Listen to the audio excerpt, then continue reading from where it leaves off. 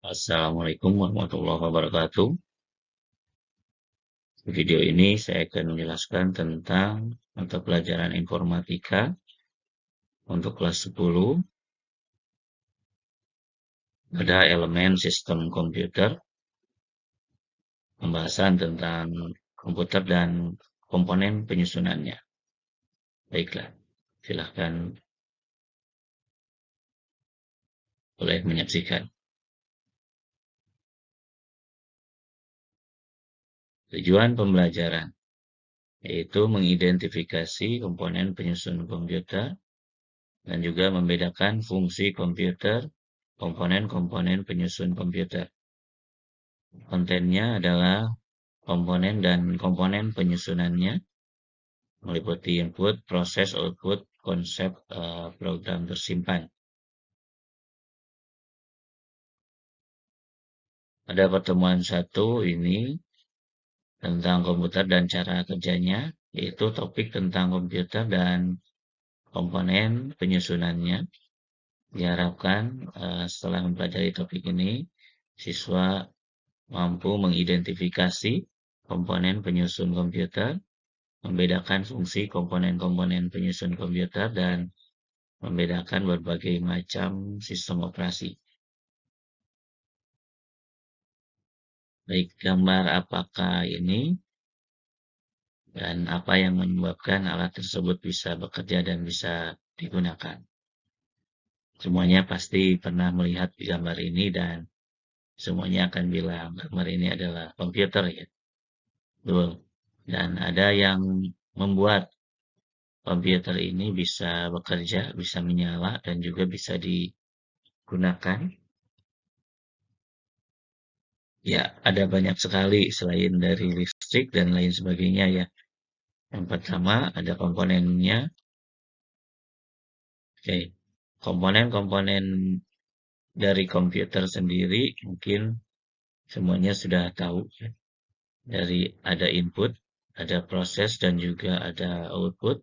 Untuk inputannya ada banyak.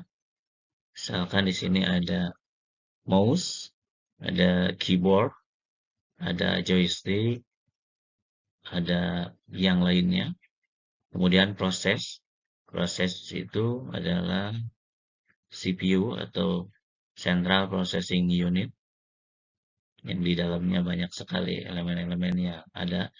Kemudian ada output, output yang masih bisa kita lihat yaitu monitor ya, ataupun LCD ya, ataupun belum lagi ada peralatan tambahan lainnya, model scanner, printer, dan lain sebagainya. Baik, untuk CPU atau Central Processing Unit ini biasanya bentuknya seperti yang tadi kita lihat, bentuknya kotak ya. Di bagian depan dan belakangnya itu yang perlu kita ketahui dan kita pahami. Karena untuk mengetahui atau bisa menggunakan apa yang ada di bagian depan ataupun belakang tadi, kita harus tahu dulu apa yang uh, nama dan juga fungsi daripada bagian tersebut. Baik. Untuk port dan juga colokan yang terletak di bagian belakang CPU, di antaranya adalah di bagian belakang ada colokan power supply. Ya, biasanya kita untuk power supply ini digunakan mengalirkan arus listrik yang ada di listrik ke dalam CPU atau dari listrik ke power supply, kemudian dari power supply akan dialirkan ke misalkan ke motherboard, ya, ke hard disk, dan juga ke yang lainnya, CD-ROM ataupun DVD-ROM dan lain sebagainya. Nah, colokannya biasanya ada dua itu untuk ke CPU 1 dan juga untuk ke monitor 1. Tapi ada juga yang hanya digunakan satu karena ada juga yang monitor langsung menggunakan power supply-nya sendiri. Ada yang menggunakan adapter ya, biasanya kalau di monitor. Kemudian yang kedua ada port PS2 atau Personal System 2. Ini digunakan untuk menghubungkan mouse ataupun keyboard yang menggunakan port PS2 ya. Di mana di komputer terbaru atau di laptop terbaru sudah jarang menggunakan port USB ya. Kemudian port colokan yang terletak di bagian belakang CPU, selain dari yang tadi, juga ada yang port USB. Ini selain dari belakang CPU juga banyak ditemukan di laptop atau perangkat notepad ya, di laptop ya.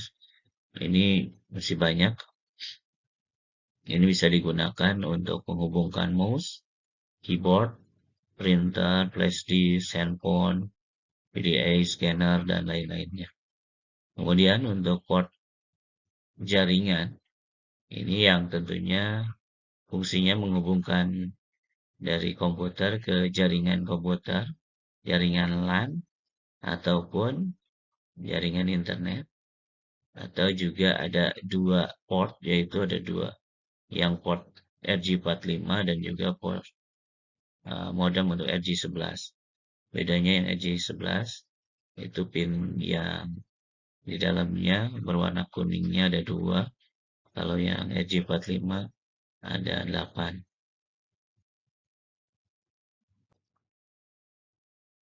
Baik, di bagian depan CPU terdapat beberapa fungsi yang digunakan. Ini sebagai contoh di gambar ini CPU yang sudah terbuka, di mana ada fungsi dari tombol power untuk mengaktifkan komputer atau menyalakan komputer.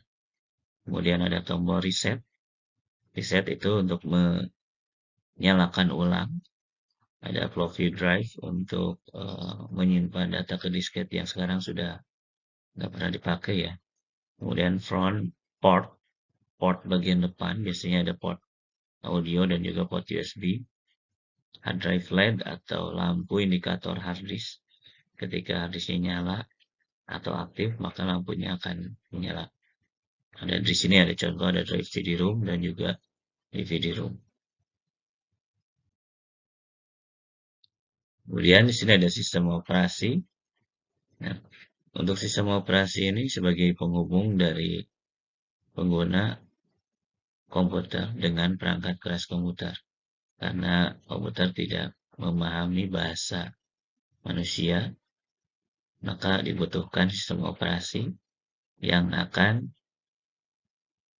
menerjemahkan ke dalam bahasa mesin. Kemudian sistem komputer juga selain ada perangkat keras, program aplikasi, sistem operasi, dan juga pengguna, tentunya untuk mengawasi dan mengatur kerja dari perangkat keras oleh beberapa aplikasi, di mana fungsi dari sistem operasi sendiri ini sebagai kondisional, jadi menjalankan program secara benar supaya tidak ada terjadinya konflik oleh beberapa program yang menjalankan perangkat keras secara bersamaan, dan tentunya ini menjadikan sistem operasi yang bertugas mengatur mana yang terlebih dahulu akan digunakan sesuai dengan perintah yang diperintahkan oleh pengguna. Dan juga sistem operasi juga sebagai resource allocator, di mana di sini sistem operasi sebagai pengendali yang tentunya mempunyai tujuan untuk menghindari kekeliruan atau error dari penggunaan komputer yang tidak diperlukan. Baik, itu saja yang bisa saya sampaikan. Terima kasih. Mohon maaf atas segala kekurangan. Assalamualaikum warahmatullahi wabarakatuh.